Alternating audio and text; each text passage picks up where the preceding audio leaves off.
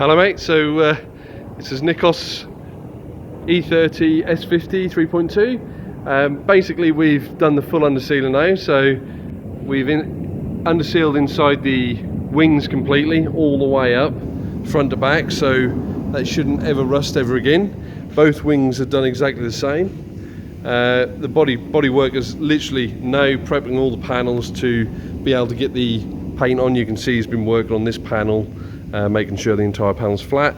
We're just going to go over to the actual car itself. So this is the undersealer applied to the car itself. So as you can see, the undersealer has covered the entire floor of the car. We're basically at 46 bags of undersealer, and that's to do from front to back of the car itself. So I'll just walk along the car nice and slowly.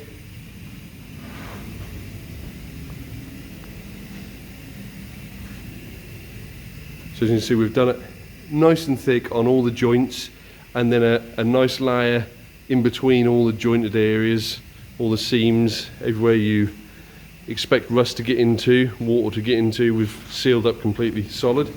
We've done the underside of the flitches completely because they weren't done from factory whatsoever. We've left the top of the transmission tunnel because I've never ever seen an E30 right out there. And we've left the top of the fuel tank area. I've never seen an E30 right out there. The main reason is there's probably 3.5 bags worth of undersealer just in that area, so it's pointless to waste money, in my opinion. You can see the wheel arches. We've got a really nice coat of undersealer all the way along the inside of the wheel arches, and we've also covered up both joints of the original seam.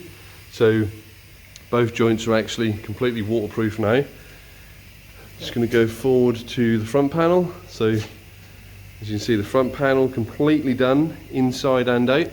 So we've coated inside the new front panel. Hard to see without a torch, but in there, completely covered.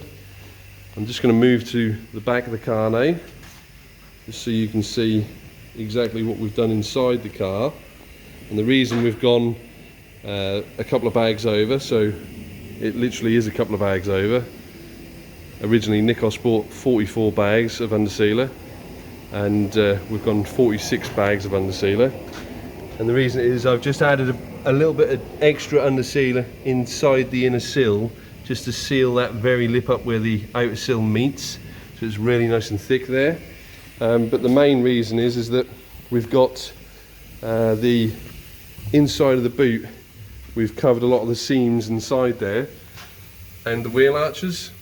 So just over the wheel arches, both front and rear, completely covered. So that seam is sealed now. So the inner tubs are completely sealed. Sealed the seam inside the floor of the car, just where the seatbelt mounts were. Also sealed the seam around the back panel. We had seam sealer there anyway, but it's just, you know, it's not rotten, there's no water in there, no moisture in there. Let's seal it up for good. I'll never ever get any water penetration there whatsoever again. So exactly the same thing, sealed the seam on the inner tub all the way round. Inside the wheel arch, all the way down. So that area is completely sealed.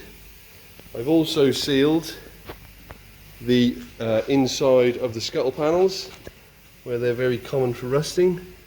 It's hard to see now, but both corners, right the way down there, both of those corners, drivers and passengers, there's half a bag of each in each side. So that should prevent any more rust deterioration in that area, and completely sealed up.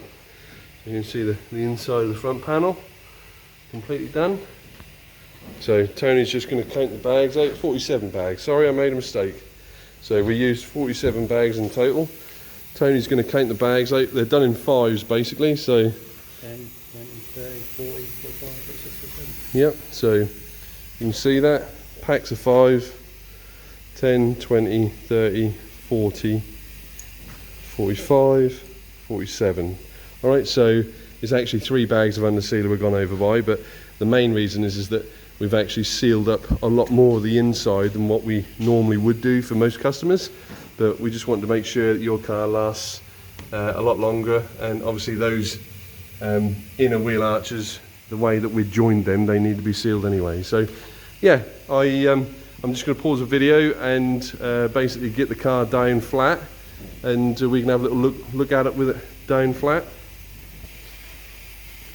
So here we go, car's down flat. Now we're going to spend the next hour just unmasking all the areas that we masked off to stop the obviously the undersealer penetrating outside the car, and take all our masking tapes off that we've applied so that the painter can go ahead and paint the car. But as you can see, I've actually undersealed all the way up on the crumble zone, the A pillar itself and the footwell. So all the corner of the footwell, completely new undersealer.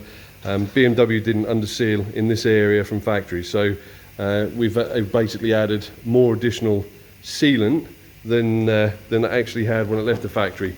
Bearing in mind this car's done 30 years on its original sealant, so I'd expect it to be able to do another at least 10 to 15 years without any issue anyway. So exactly the same this side. Just gone that extra distance to cover everything, make sure the car's fully covered, and then the painter's now going to obviously paint the undersealer. Everything that's been undersealed he's going to paint, and you know, obviously hopefully we'll have good progress video or photos the end of the week with the car painted. Alright, so I will keep in contact with you. We're now going to spend the next hour just demasking the car, cleaning all the spray over off the bodywork, which is like in the engine bay here. You can see this undersealer sprayed over in these areas, so we have to physically clean that off so that the painter can just crack on and finish the job. But yeah, looking forward to seeing this one painted. It will be a milestone once it's painted and back at the workshop, and yeah, we can crack on with the others that are waiting for paint. So good point. Cheers, thank you, bye bye.